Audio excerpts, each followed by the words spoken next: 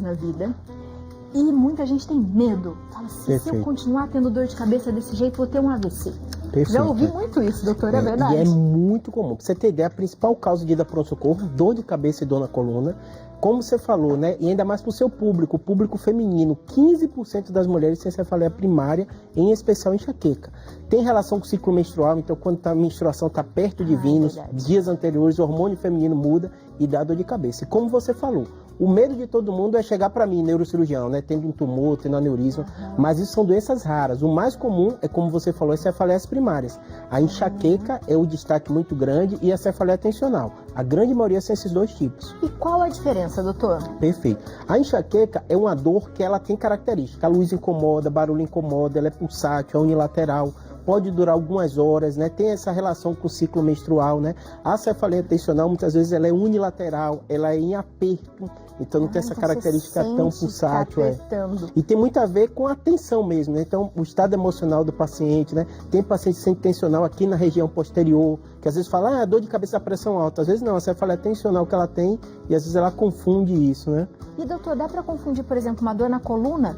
Pode dar dor de cabeça? Dá, tem uma cervicalgênica que a gente diz assim, que parece que vem da coluna cervical, mas tem uma região posterior também. E às vezes pra gente, até a gente neurocirurgião, é difícil a gente só pela história ouvir, e a gente tem que às vezes pedir exame de imagem, tanto ressonância da coluna cervical como de crânio ou tomografia, pra gente tentar diferenciar as duas, junto com a história, óbvio. Quando a dor de cabeça é preocupante, doutor? Perfeito. Tem uma coisa que a gente chama sinal de alerta. O que seria um sinal de alerta? Seriam características da dor que leva a grande preocupação a chegar a mim, neurocirurgião, que é a pior dor de cabeça da vida, uma dor de cabeça que mudou a característica. Então, às vezes a pessoa teve uma vida toda um tipo de dor, de repente mudou. Uma dor associada a déficit focal. Tive uma dor e minha visão piorou. Tive uma dor, meu braço ficou fraco. Tive uma dor e tive alteração de sensibilidade. Todas essas características, além de extremos da idade, né, a pessoa muito idosa começa a ter uma dor nova, é motivo para a gente investigar. Porque fica preocupado com um caso neurocirúrgico. Com um caso neurocirúrgico. E existem algumas causas? A gente faz algumas coisas que pode causar uma dor? Muito comum. Em primeiro lugar, é você entender. Essas que são os tumores, a gente tem que pensar em metástases, que às vezes o paciente está tratando uma doença oncológica, tudo isso é um critério, né? A aneurisma tem fator genético, né? E a enxaqueca são os dois aspectos, aspecto genético e aspecto comportamental. É muito comum, nunca perguntei para você, mas, por exemplo, eu tenho enxaqueca vez ou outra, é muito raro. E o meu gatilho é o quê? Sono. Então, como eu sou cirurgião, às vezes tem que operar de noite, eu já sei. No outro dia eu tenho que tirar um horáriozinho para eu dormir, senão às vezes vem a enxaqueca. Às vezes tem gatilho alimentar, tem gente que é vinho, tem gente que é cerveja, tem gente que é porque não comeu direito, tem comida anatada. O meu é água, doutor. O seu é água? Não hidratou, né? É muito comum. Se falta água no meu corpo, é batata, começa a dor de cabeça, e quando eu estou com muita enxaqueca, eu tenho que, parece que eu peço água toda hora, parece para desaquecer, sabe? Eu não sei. E para você, por exemplo, para esse ambiente, né, com luz, com tudo, é um gatilho, o barulho, né? Então são as características. Geralmente a pessoa quer ficar no quarto escuro, dormir. Mas a enxaqueca dá para a pessoa fazer tudo. A maioria consegue fazer as coisas, mas é sofrimento, né? É dolorido, né, doutor? E aí existem formas, assim, pra gente evitar ou pra amenizar essa enxaqueca? Porque eu ouvi falar muita coisa do que a gente come, chocolate, café, essas coisas. Tem uma coisa que até seu público colocar no Google, ele acha, né? Que é calendário da cefaleia, o calendário da dor. O que vai fazer? Você vai anotar e os gatilhos. Se foi sono, se foi alimentação, como você falou, bebi muita água, ou bebi pouco, ou me estressei, né? A pessoa olhando tudo isso, né? Tem até questão de colchão, de travesseiro, ela vai observar como um todo. Aí ela descobre os gatilhos, mas normalmente tem que tratar. Vai ter o neurologista avaliando, porque ele vai ver se tem sinal de alerta ou não, manda pra gente neurocirurgião. Quando não tem, ele trata, que a grande maioria, mais de 95% das vezes, é cefaleia primária. Aí ele vai tratando e dando medicação justamente para tentar controlar essa dor. E doutor, eu estava até comentando com o doutor, né, que eu estava lendo sobre algumas coisas e a gente queria falar. O que é cefaleia salvas? Perfeito. Eu falei, que difícil essa palavra, né? Não é das mais comuns, né? Como eu falei, 15% é enxaqueca, né? Mas a gente tem 6 mais ou menos a cada 1000 casos, então não é tão comum quanto as outras, da cefaleia em salva.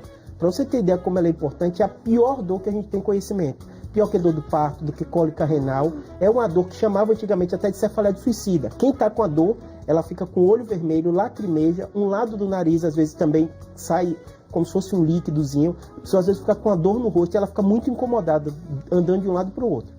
Ela dura pouco tempo, é 15 minutos a 90, chama em salva porque ela Às vezes a pessoa passa um ano todo bem, de repente tem um período do ano que ela vem salva, sabe? Uma crise, depois passa um tempo, outra crise, aí passa aquele período, às vezes ela fica bem.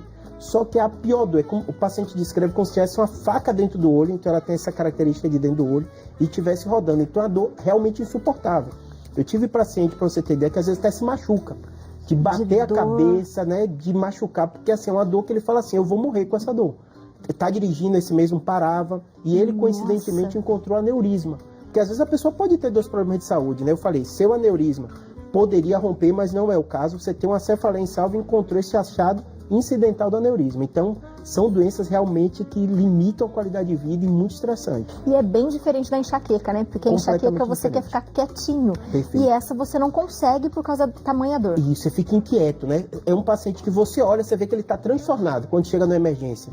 E é curioso porque, assim, em média, dos tipos de dor, é a que mais demora de dar diagnóstico, junto com nevralgia do trigêmeo, que são as dores que a gente chama trigeminais. Porque a gente tem um nervo, que até o modelinho aqui anatômico, né?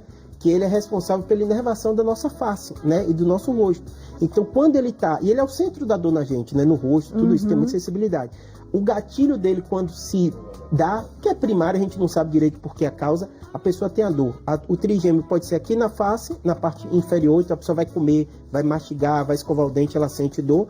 Pode ser aqui no rosto e pode também ser aqui no olho. No caso da insalva, é especificamente nessa região aqui do olho.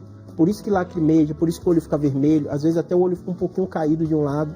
E esses tipos de dores, como elas são mais raras, às vezes a pessoa não tem acesso a especialista, né? A gente sabe que nem todo mundo às vezes tem um acesso à saúde tão bom, a pessoa fica rodando. Eu já peguei pacientes com nevralgia trigêmea de terem tirado quase todos os dentes, porque achava que era problema dentário, ela ia aí achava um determinado problema, e é descrito na literatura isso, não é uma coisa específica do Brasil, não. São pacientes que têm um diagnóstico difícil de ser dado. E como que consegue, doutor, identificar que é? Primeira característica, hoje em dia com a internet facilita muito. Eu tenho muito paciente que fala assim, vi na Aparecida, vi e tal coisa, falando desse tipo de dor. Então a informação, porque o diagnóstico ele é clínico, então o paciente que tem a cefaleia em salva, por exemplo, a trigeminal, ele ouve a história, ele fala, é isso que eu tenho. Ele às vezes bota no Google e fica, demora, daqui a pouco ele acha que ele tem. E eu costumo dizer para o paciente, porque não é uma coisa do Brasil, porque tudo que é doença muito rara, às vezes o paciente demora a diagnosticar. E ele não vai morrer por causa disso, né? É uma doença benigna, né? Então, às vezes, é aquele paciente que vai suportando até que ele diz, é isso que eu tenho. E você começa o tratamento, é impressionante quanto melhora. Gente, que demais isso. Léo, tem pergunta? Eu tenho uma pergunta. Minha esposa, ela tinha muita dor de cabeça constante, assim, né? E depois de muito procurar assim, um diagnóstico, ela viu que ela tinha um problema na hipófise, que era uma adenoma na hipófise, né? Por que é tão difícil encontrar esse problema que só tem nas mulheres, só as mulheres têm esse problema, né? E o tipo de tratamento que pode se dar também, doutor? Perfeito, excelente pergunta. O que acontece? A gente tem uma região aqui que a gente chama glândula da hipófise. E existem várias alterações no cérebro que a gente chama achados incidentais, que é o que? A pessoa às vezes tem uma dor de cabeça, tem uma enxaqueca. Quando você vai investigando, você encontra. Cisto na hipófise é muito comum. Para você ter ideia, a gente acredita que em média da população, 2% tem alteração na hipófise. Aí o médico vai fazer o quê? Tem alteração hormonal, então vai fazer aquela bateria dos exames. Eu até brinco com o paciente, eu falo, o motorista do caso costuma ser o neuroendocrinologista, porque ele vai fazer toda essa avaliação para ver se a função está bem da glândula. Se aquilo aí a gente neuro faz, tem alguma compressão do nervo óptico, porque o nervo, esse modelo aqui dá até para ver melhor, o nervo óptico, a hipófise está no meio entre os dois nervos ópticos. Então, se o tumor cresce muito, ele pode comprimir a visão. Então, você tem que fazer uma avaliação do campo visual também. Mas, assim, uma coisa boa é que a grande maioria dos pacientes é achado incidental e não vai dar problema nenhum. Agora, você tem que acompanhar com o exame de imagem, ver o tamanho.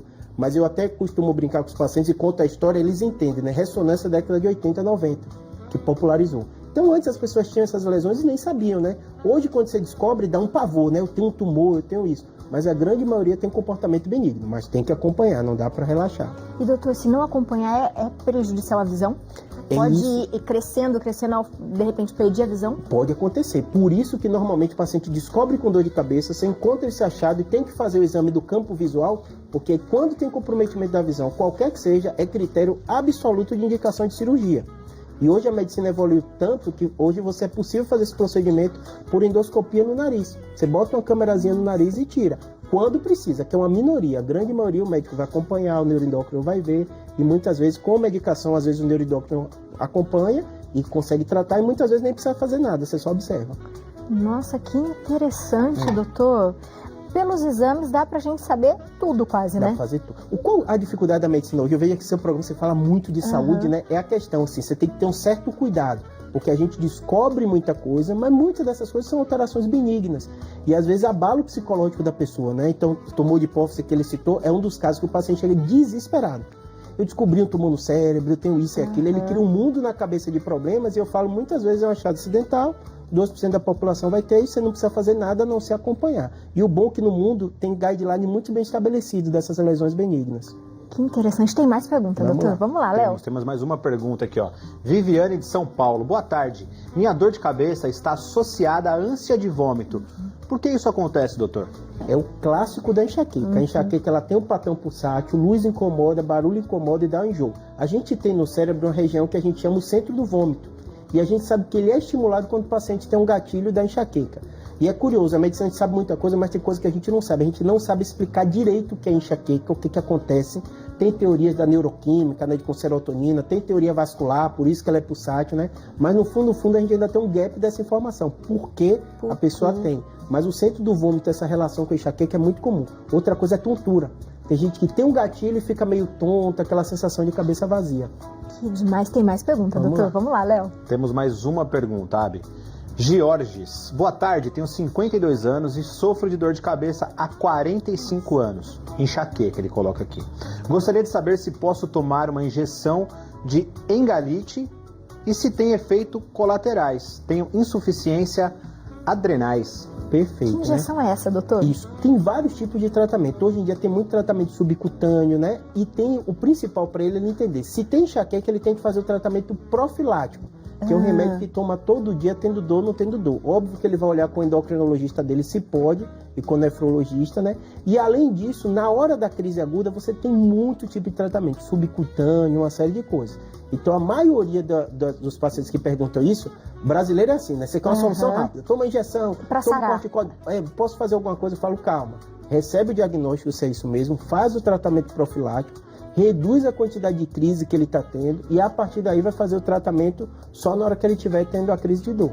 E aí tem que tomar remédio pro resto da vida, doutor? Esse é o chato da enxaqueca, não tem cura. Eu gosto de dizer para o paciente aqui, como seu programa faz, eu prefiro ser sincero e ser honesto. Tem doença que você entende ela, você se dá melhor. Coluna, eu falo a mesma coisa para o paciente. A gente nasce com a coluna e vai sofrer. Eu brinco até com o paciente. Eu falo, só não vai ter dor na coluna que não viver tempo suficiente. Então todo mundo vai ter. A dor de cabeça é a mesma coisa. Quando você tem como ele 45 anos, mas se ele aprendeu a conviver, se ele faz profilaxia, ele vai seguir a vida dele normal. Ninguém vai morrer antes por ter uma cefaleia primária. Mas precisa ter esse cuidado, porque às vezes a qualidade de vida prejudica muito. E doutor, existe essa coisa de mascarar? Porque a gente está acostumado, é bem isso, né? Com um remedinho. Então, às vezes, ela começa a dar um piquinho de que vai dar uma dor de cabeça, já vai e toma analgésico, já vai e toma um remédio forte. Isso ajuda ou atrapalha, doutor? Ou atrapalha muito, eu vou explicar por quê. O que acontece? Para você ter ideia, nos critérios, pode o paciente colocar aí no Google, ou quem tiver assistindo seu programa, tem uma cefaleia induzida por medicação. E ela se destaca logo depois da cefaleia tensional.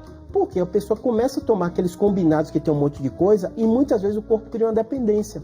E aí quando ele suspende o remédio, a dor ataca. E tem um problema no brasileiro que é muito comum, que é o quê? Como ele se medica muito, é um dos países que mais lidera casos de alteração hepática e renal induzida por remédio. Toma muito remédio. Porque toma muito. Então não é só enxaqueca.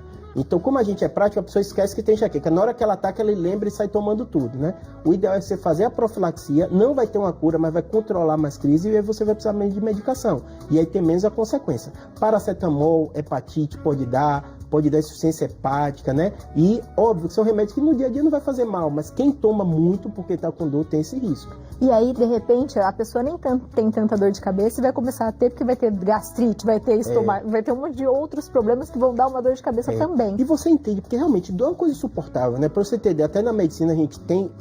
Quando você chama um paciente, você olha pro rosto dele, vê o enxaquecoso, tem esse termo do paciente enxaquecoso. Já consegue, né, doutor? É sofrido para ele, é sofrido pro familiar, porque ele tá com dor. Então, dor aumenta a incidência quem tem dor crônica, de depressão, de ansiedade, né? Eu brinco até quando tá com o familiar, eu falo assim, ó, não é culpa dela, é a doença que faz ela mudar a forma de ver a vida. Então, vamos no shopping, não vou porque eu tô com dor. Vamos sair, não vou porque eu tô com dor. Então, a pessoa realmente modifica a forma dela pensar por causa da dor. Tem até a brincadeira, né? Não vai namorar a mulher porque tá com dor, mas é verdade mesmo. Se você faz o controle, você consegue melhorar e melhora também esses transtornos do humor. E aí, doutor, melhora tudo, né? Porque Melhora tudo. se a gente também melhora a qualidade de vida, depois que você entende o que você tem, o que você pode fazer para melhorar, aí vai aquela coisinha, né? Atividade física, Perfeito. hidratação. Isso. E a pessoa às vezes se sente culpada por isso, né? Porque ela fala, poxa, eu não tenho motivo para estar assim, o que é que está acontecendo? Às vezes é tratar. E como você fala aqui no seu programa o tempo todo, é o combo que todo mundo sabe, mas é difícil de seguir. É mais fácil tomar um remedinho do que mudar um hábito, né? Que é a prática de atividade física, né? Controle da questão alimentar, né? A questão do estresse também, a gente tem que saber nosso limite também. E fazendo tudo isso, Júlia, ainda estou tendo dor. Procura um especialista. Pode ser inicialmente o médico da família, o clínico geral, porque como é uma doença muito comum, muitos médicos lidam com isso, né?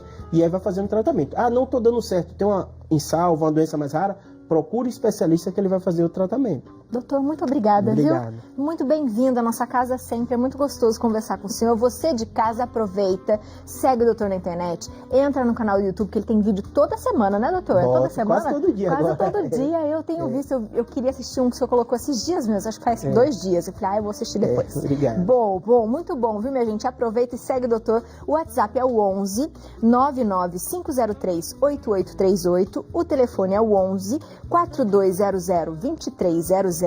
O YouTube é youtube.com/neurocirurgiabr, tudo junto. Aproveita e segue o doutor lá e fique atento em todos os vídeos, faz perguntas que o doutor responde, né, doutor? Obrigado. Muito obrigada, doutor. Obrigado.